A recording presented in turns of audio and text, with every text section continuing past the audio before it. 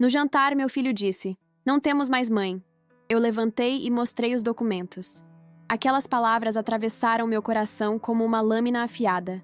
Estava servindo a sobremesa, uma torta de maçã que havia passado a tarde inteira preparando, quando meu filho mais velho, Ricardo, de 43 anos, olhou para seu irmão Felipe e disse aquilo, como se eu não estivesse presente, como se eu fosse um fantasma, invisível aos seus olhos. "Não temos mais mãe." 4 palavras que resumiam o que eu havia me tornado para eles. Nada. Minha mão tremeu levemente e a torta quase escorregou da travessa. Respirei fundo, coloquei o doce sobre a mesa e me sentei, fingindo não ter ouvido. A mesa de jantar da casa que um dia foi minha estava repleta. Meus 2 filhos, suas esposas, meus 5 netos adolescentes. Ninguém reagiu à frase de Ricardo. Ninguém me defendeu. Nem mesmo minha nora mais antiga, Clara, que já estava na família há 20 anos e sabia tudo que eu havia feito por eles. "A torta está deliciosa, mãe", comentou Felipe, como se tentasse amenizar o comentário do irmão, mas sem realmente confrontá-lo. Suas palavras soaram vazias, um consolo que chegava tarde demais. Assenti com a cabeça e forcei um sorriso. Aos 68 anos, aprendi a esconder minhas emoções, a guardar minhas lágrimas para quando estivesse sozinha. Observei todos ao meu redor comendo a sobremesa que preparei com tanto carinho. Meus netos estavam absortos em seus celulares, mal tocando na comida. As noras conversavam entre si sobre alguma série de televisão. Ricardo e Felipe discutiam sobre a reforma que planejavam fazer na casa. Minha casa, onde eu ainda morava, mas que já não me pertencia mais. "Vamos derrubar a parede da cozinha. Este espaço é antiquado demais", disse Ricardo, gesticulando amplamente. "Quando a mamãe... Bem, quando este lugar for completamente nosso, vamos modernizar tudo." Felipe concordou, mastigando distraidamente. "Sim, isso aqui parece um museu. Tudo tão antigo." Continuei comendo em silêncio. Cada garfada da torta que eu mesma fizera parecia areia em minha boca. Antigo. Era assim que me viam agora. Um objeto obsoleto. Algo a ser tolerado até que pudessem finalmente se livrar de mim e fazer o que bem entendessem com a casa que construí com meu marido, Geraldo, ao longo de 40 anos de casamento. Geraldo falecera há 5 anos. Um ataque cardíaco fulminante o levou enquanto dormia. Acordei naquela manhã e ele já havia partido, sem despedidas, sem últimas palavras. Nos primeiros meses após sua morte, meus filhos foram atenciosos. Visitavam-me regularmente, ligavam todos os dias, perguntavam se eu precisava de algo. Eu, ingênua, acreditei que era amor, preocupação genuína. Não demorou para que as verdadeiras intenções aparecessem. Primeiro foram as sugestões sutis. "Mãe, esta casa é grande demais para a senhora sozinha." "Mãe, e se a senhora caísse aqui? Ninguém para ajudar." "Mãe, a senhora não acha que seria mais fácil se um de nós administrasse suas finanças?"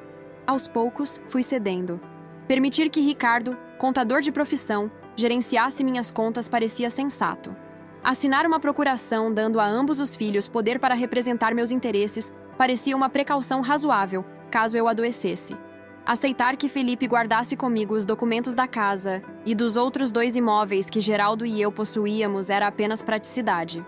Enquanto os via agora, planejando a reforma de uma casa que ainda era minha, pelo menos no papel, lembrei-me de todos os sacrifícios que fiz por eles. As noites em claro quando tinham febre. O segundo emprego que peguei como costureira para pagar a faculdade particular de Ricardo. As economias de anos que usei para ajudar Felipe a abrir seu primeiro negócio. O apoio que dei quando seus casamentos passaram por crises. Recordei-me do dia em que vendi minhas joias de família para pagar o tratamento dentário de Ricardo, que chorava de dor. Ou quando hipotequei nosso sítio para que Felipe pudesse saldar uma dívida enorme que contraiu com apostas. Geraldo ficou furioso na época, mas eu o convenci. São nossos filhos, precisamos ajudá-los. Ajudamos tanto que ficamos sem quase nada para nós. E agora, 5 anos após a morte de Geraldo, eu havia me tornado um incômodo, um obstáculo aos planos deles. Já que estamos falando de reformas, começou Amanda, esposa de Ricardo, poderíamos finalmente resolver a questão do quarto da vovó? Aquele espaço daria um closet maravilhoso. Ricardo lançou-lhe um olhar de advertência, mas ela continuou. O que foi? Todo mundo aqui sabe que a situação dela não vai durar para sempre. E nós combinamos que quando, você sabe, acontecesse, vocês dividiriam a casa e nós ficaríamos com a parte de cima. O silêncio que se seguiu foi ensurdecedor. Ninguém olhava para mim, nem mesmo meus netos, que finalmente desviaram a atenção dos celulares, surpresos com a franqueza da tia. Amanda, murmurou Ricardo constrangido. O quê? Estou mentindo? Não foi isso que combinamos? Ela questionou irritada. Além disso, sua mãe nem entende mais o que dizemos. Olhe para ela, completamente alheia. Alheia. Eu havia me tornado invisível em minha própria casa, à minha própria mesa. Sentada ali, ouvindo-os decidir meu futuro, discutir minha morte como se fosse um evento que estivessem ansiosos para acontecer. Foi naquele momento, naquela mesa farta com a comida que eu havia passado o dia preparando, que algo despertou dentro de mim. Uma força adormecida, uma coragem que pensei ter perdido com a idade. Ergui o rosto e encarei um a um. Ricardo, Felipe, suas esposas ambiciosas, meus netos que mal me conheciam porque foram ensinados a me ver como um fardo, não como a avó que os amava incondicionalmente. Acho que está na hora do café, disse, levantando-me com dignidade, e de uma conversa há muito adiada. As expressões confusas em seus rostos quase me fizeram rir. Fazia tanto tempo que não me impunha, que não falava com firmeza, que a surpresa era genuína. Fui até meu quarto, o mesmo que Amanda já planejava transformar em closet, e abri a gaveta da pequena escrivaninha que pertencera à minha mãe. De lá, retirei uma pasta vermelha, empoeirada e gasta pelo tempo. Voltei para a sala de jantar, onde todos permaneciam em silêncio constrangido. Vocês acham que sou uma velha tola, não é? Perguntei, sem esperar resposta. Acreditam que sou ignorante demais para perceber o que tem acontecido nos últimos anos. Mãe, do que a senhora está falando? Questionou Ricardo, tentando parecer inocente. Estou falando da procuração que vocês alteraram sem meu conhecimento, dos saques constantes nas minhas contas, da hipoteca que vocês fizeram desta casa, em meu nome, mas sem meu consentimento real. Seus rostos empalideceram. Não esperavam que eu soubesse. Subestimaram-me, como sempre.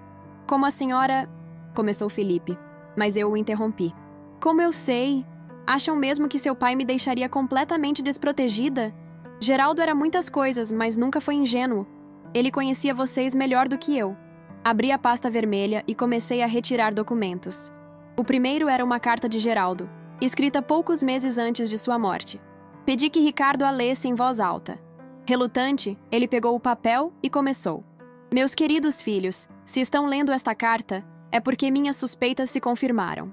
Nos últimos anos de minha vida, observei com tristeza como vocês mudaram, como o dinheiro e as posses se tornaram mais importantes que os valores que sua mãe e eu tentamos lhes ensinar. Ricardo parou, incapaz de continuar, o rosto vermelho de vergonha ou raiva. Talvez ambos. Continue, ordenei com uma calma que surpreendeu até a mim. Ele retomou a leitura. Tentamos lhes ensinar.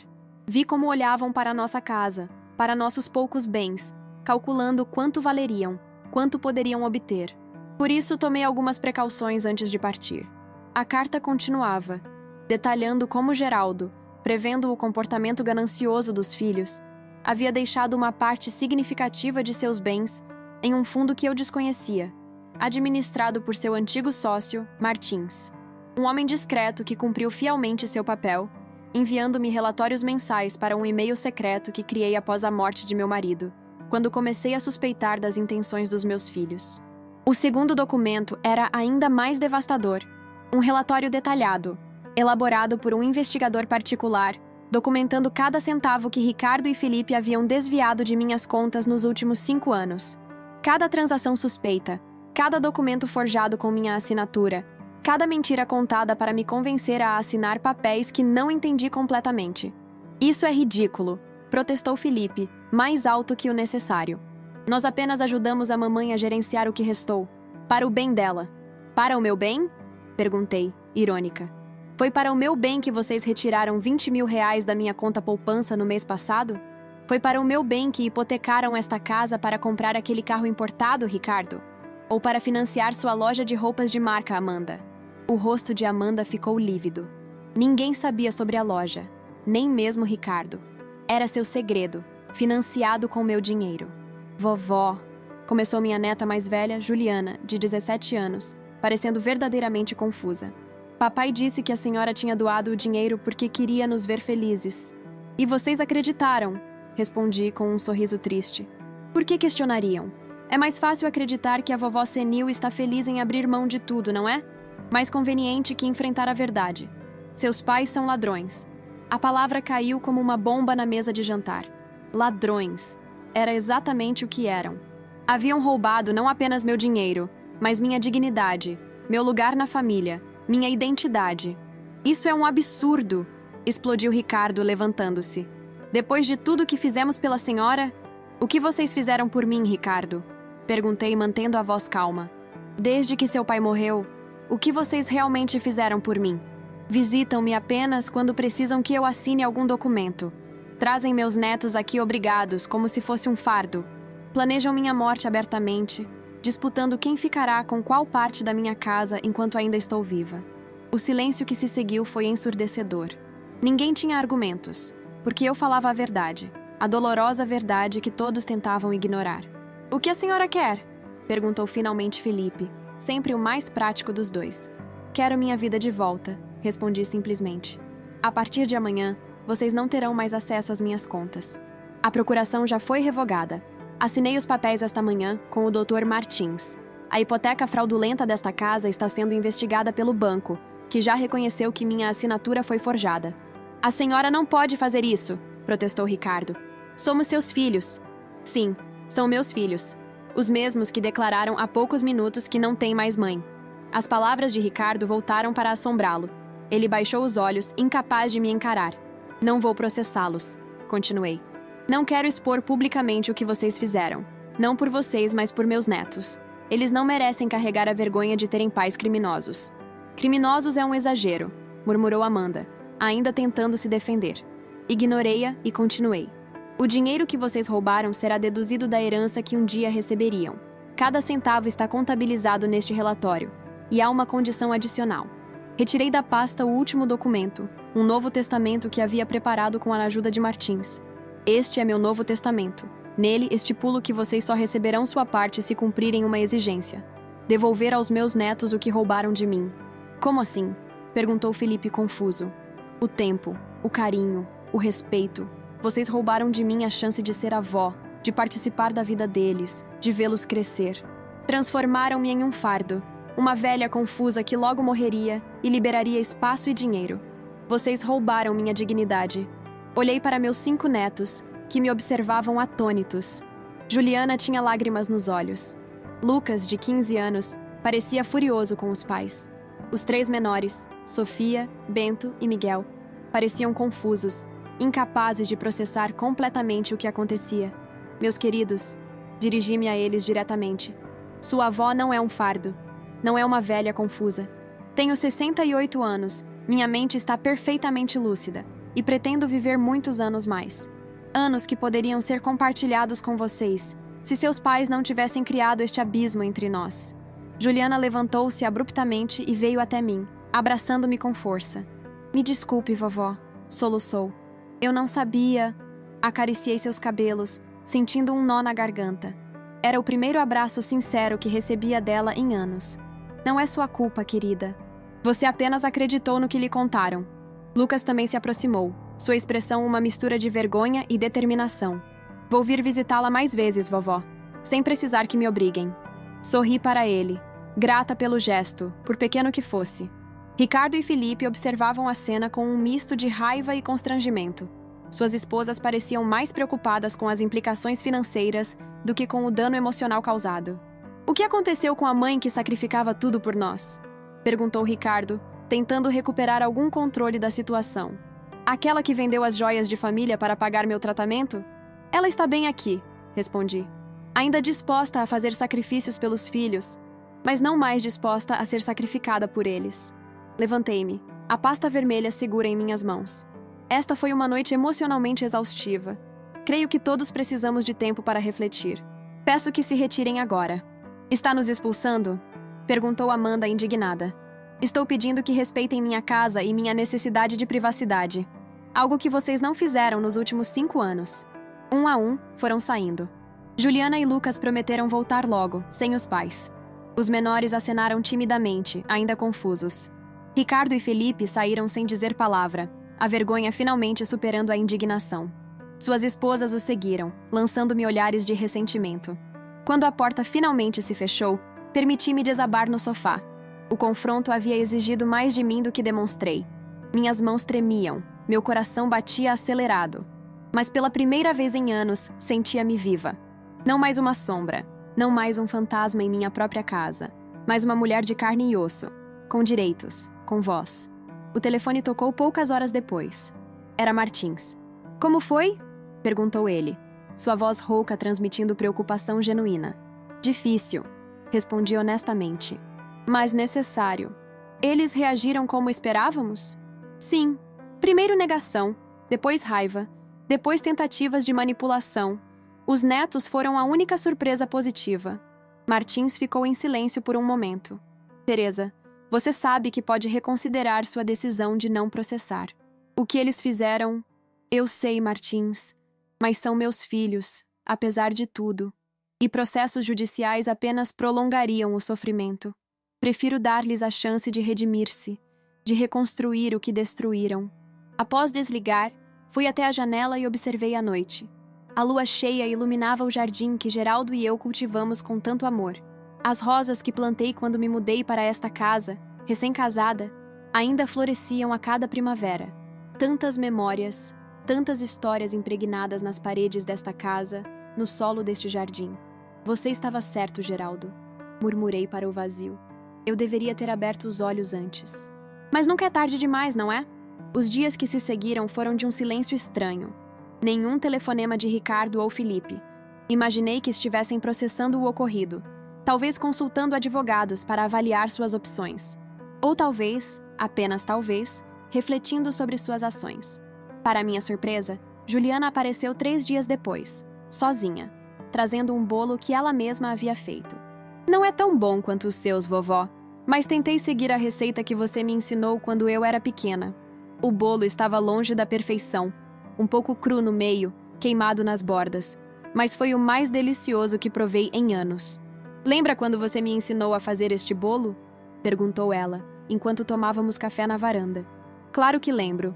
Você tinha 8 anos e insistiu em quebrar os ovos sozinha. Acabamos com mais casca que clara na tigela. Ri da lembrança. E o papai ficou bravo porque fizemos muita sujeira. Ela completou, seu sorriso esmaecendo. Vovó, como ficamos assim? Como deixei de vir aqui aprender suas receitas, ouvir suas histórias? A pergunta não tinha uma resposta simples. Como explicar a uma adolescente os mecanismos sutis da manipulação familiar? Como fazê-la entender sem demonizar seus pais? A vida aconteceu, querida. Vocês cresceram, ficaram ocupados. Seus pais tinham suas próprias preocupações. Preocupações como gastar seu dinheiro e planejar ficar com sua casa? Perguntou ela, sua voz carregada de amargura. Juliana, seus pais cometeram erros graves, mas eles não são monstros. São pessoas que perderam o caminho, que deixaram a ambição obscurecer seus valores.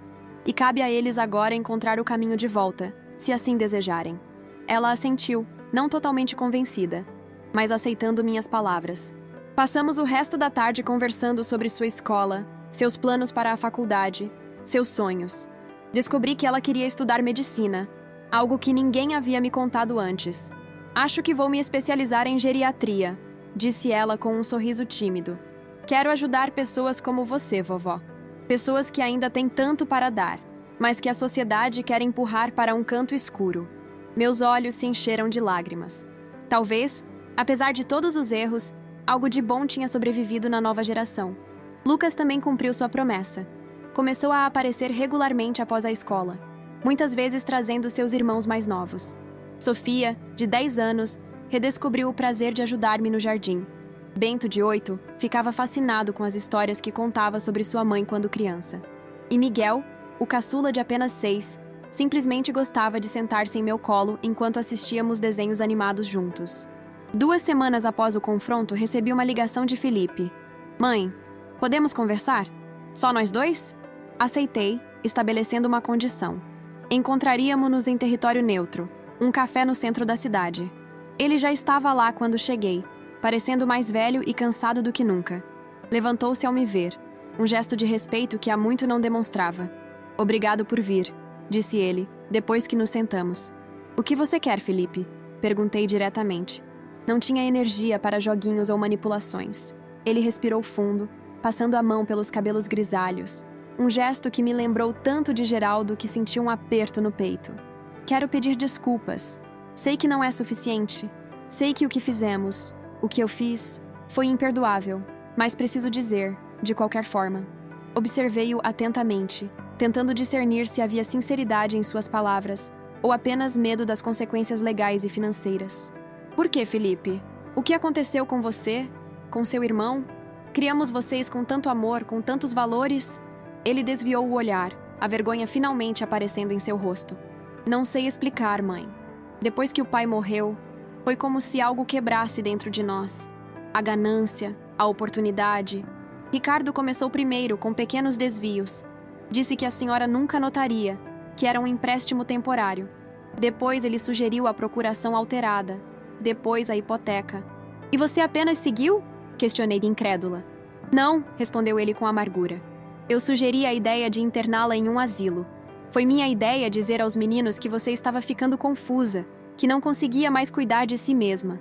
A confissão doeu mais do que eu esperava. De Ricardo, sempre mais calculista, eu esperaria algo assim. Mas de Felipe, meu filho mais gentil, aquele que mais se parecia com Geraldo em temperamento, a traição parecia ainda mais cruel. Por quê? Foi tudo que consegui perguntar. Dinheiro, respondeu ele simplesmente. Problemas financeiros que se acumularam ao longo dos anos. Dívidas que escondi de todos, até de Amanda. Apostas, investimentos ruins, empréstimos para amigos que nunca me pagaram. Quando vi a chance de usar seu dinheiro para cobrir esses buracos, não hesitei. Contei-me a história de que era temporário, que um dia devolveria, que a senhora nunca sofreria com isso porque tudo seria resolvido antes. Mas não foi. Não. Um buraco levou a outro, uma mentira exigiu outra. E quando percebi, estávamos planejando nos livrar da senhora como se fosse um objeto indesejado. Seu rosto estava molhado de lágrimas agora, lágrimas que não fiz esforço para confortar. Parte de mim queria abraçá-lo, dizer que tudo ficaria bem, mas outra parte, talvez mais sábia, sabia que ele precisava enfrentar o peso de suas escolhas. O que você quer de mim agora, Felipe? Perdão? Dinheiro? Ele balançou a cabeça. Não quero nada. Só achei que merecia saber a verdade. Ricardo ainda está furioso, convencido de que a senhora não tem o direito de fazer o que fez. Mas eu sei que merecemos isso, e muito pior. Ficamos em silêncio por algum tempo, o café esfriando entre nós. Os meninos sentem sua falta, ele disse finalmente. Sofia pergunta por você todos os dias. Eles são bem-vindos em minha casa a qualquer momento. Você sabe disso. E eu? Perguntou ele, sua voz quase um sussurro. Considerei a pergunta por um longo momento. Seria fácil dizer não, expulsá-lo de minha vida como ele tentou fazer comigo. Seria justo, até. Mas olhando para seu rosto contrito, lembrei-me do menino que um dia ele foi. Doce, sincero, sempre o primeiro a pedir desculpas após uma travessura. A porta não está fechada, Felipe, mas a confiança, uma vez quebrada, leva tempo para ser reconstruída. Muito tempo. Ele assentiu, aceitando minhas condições. É mais do que mereço. Nos meses que se seguiram, uma nova dinâmica foi se estabelecendo. Felipe começou a trazer as crianças regularmente, às vezes ficando por alguns minutos, outras vezes aceitando meu convite para um café. Nunca falávamos sobre dinheiro ou a casa, apenas sobre os netos, o tempo, memórias antigas e seguras. Ricardo manteve distância por mais tempo. Sua esposa, Amanda, havia pedido divórcio após descobrir outras mentiras, não relacionadas a mim, que ele escondia. A loja de roupas que ela abriu com meu dinheiro faliu em questão de meses. Ironias da vida. Foi apenas no Natal, quase 6 meses após aquela fatídica noite, que todos se reuniram novamente em minha casa. Não por meu convite, mas por insistência dos netos, especialmente Juliana e Lucas, que organizaram tudo. A família precisa estar junta no Natal, vovó, declarou Juliana, enquanto decorávamos a árvore. Mesmo que esteja quebrada, mesmo que esteja machucada. Ricardo chegou por último, visivelmente desconfortável. Havia emagrecido, as olheiras profundas denunciavam noites mal dormidas. Trazia um pequeno pacote, embrulhado com esmero. Para a senhora, disse, estendendo-o sem me olhar nos olhos. Era um álbum de fotografias, antigo, que pertencera à minha mãe. Eu o havia dado a ele para guardar quando nos mudamos, temendo que se perdesse no processo. Dentro, todas as fotos da família ao longo de décadas, cuidadosamente preservadas. Pensei que a senhora gostaria de tê-lo de volta, murmurou. Era um pequeno gesto, quase insignificante diante de tudo o que acontecera. Mas era um começo. O jantar foi tenso, mas civilizado. As crianças preencheram os silêncios com conversas animadas, alheias à complexidade emocional que pairava entre os adultos. Juliana havia preparado a ceia, com minha supervisão, orgulhosa de apresentar os pratos que finalmente aprendera a fazer. Quando chegou a hora das sobremesas, Ricardo pigarreou, chamando a atenção de todos. "Tenho algo a dizer", anunciou, a voz trêmula. Algo que deveria ter dito há muito tempo. Todos se viraram para ele, surpresos. "Mamãe", começou ele, finalmente me encarando. "O que fizemos foi imperdoável. Eu fui o mentor de tudo. Eu pressionei Felipe, eu manipulei os documentos, eu menti para todos, inclusive para minha própria família. E o pior, eu realmente acreditei que estava certo, que a senhora era apenas uma idosa que não sabia mais administrar sua vida, que precisava de nossa ajuda." Sua voz falhou, mas ele continuou. "Quando a senhora mostrou aqueles documentos, eu quis odiá-la. Quis culpá-la por expor minha vergonha, por arruinar meus planos. Demorei meses para entender que a vergonha era toda minha, que os planos eram desonestos desde o início. Olhei para meu filho mais velho, aquele que sempre foi o mais forte, o mais independente, agora quebrado pela verdade de suas próprias ações. A separação, a falência da loja de Amanda, tudo isso me forçou a encarar o que me tornei. Não estou pedindo perdão, não mereço. Só quero que saiba que entendo o mal que causei e que sinto muito, profundamente. O silêncio que se seguiu era pesado, carregado de emoções não resolvidas, de feridas ainda abertas. "Obrigada por suas palavras, Ricardo", respondi finalmente. "O tempo dirá se são sinceras." Ele assentiu, aceitando minha resposta sem protestar. Um progresso, considerando seu antigo comportamento. Após o jantar, quando todos já haviam ido embora e eu arrumava a cozinha, encontrei um envelope deixado sobre o balcão. Dentro, havia uma carta de Ricardo e um cheque com uma quantia significativa. Não toda que ele havia me tirado, mas um começo. "Estou vendendo meu carro e algumas outras coisas", dizia a carta. "Este é apenas o primeiro pagamento. Sei que dinheiro não apaga o que fiz, mas é um compromisso de que estou tentando consertar o que puder." Guardei o cheque sem depositá-lo. Não era sobre o dinheiro. Nunca foi. Era sobre respeito, dignidade, o direito de envelhecer sem ser descartada como um objeto sem utilidade. Na primavera seguinte, um ano após aquela noite que mudou tudo, recebi uma visita inesperada. Martins, o antigo sócio de Geraldo, veio me ver. "Você estava certa em dar-lhes uma chance", disse ele, enquanto caminhávamos pelo jardim florido. "Geraldo estaria orgulhoso de sua sabedoria." "Não foi sabedoria, Martins. Foi instinto maternal. Por pior que seja a traição, eles ainda são meus filhos." Ele sorriu, seus olhos bondosos brilhando sob as sobrancelhas espessas e brancas. "E você, Teresa? Está feliz?" Considerei a pergunta, olhando para minha casa. Ainda minha, agora legalmente garantida após desfazermos a hipoteca fraudulenta. Para o jardim que voltei a cultivar com prazer. Para a nova rotina que estabeleci, com aulas de pintura às terças, voluntariado no hospital às quintas, visitas dos netos nos finais de semana. Estou em paz, Martins.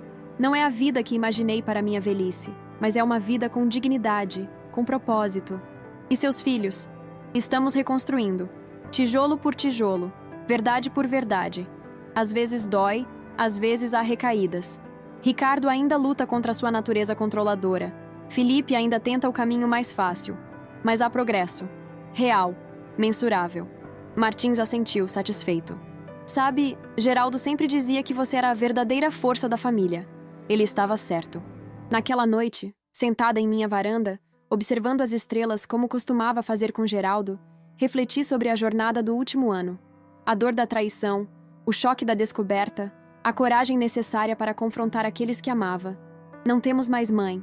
As palavras que iniciaram tudo ainda ecoavam em minha mente, mas agora com menos poder, menos veneno, porque a verdade que descobri é que eu nunca deixei de ser mãe. Mesmo quando eles tentaram me apagar, me diminuir, me reduzir a um obstáculo a ser removido, eu permaneci. A mãe que amava incondicionalmente, mas que finalmente aprendeu a amar com limites, com exigências de respeito mútuo. Os documentos que mostrei naquela noite não apenas expuseram suas traições, mas também iluminaram um caminho de volta. Não a relação idealizada que um dia tivemos, mas a uma nova configuração familiar, baseada em verdade, em respeito conquistado, não presumido.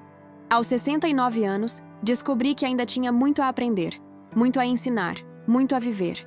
E que a velhice não era o fim da estrada, mas simplesmente uma nova paisagem, com desafios próprios, belezas únicas. Você tinha razão, Geraldo. Murmurei para as estrelas.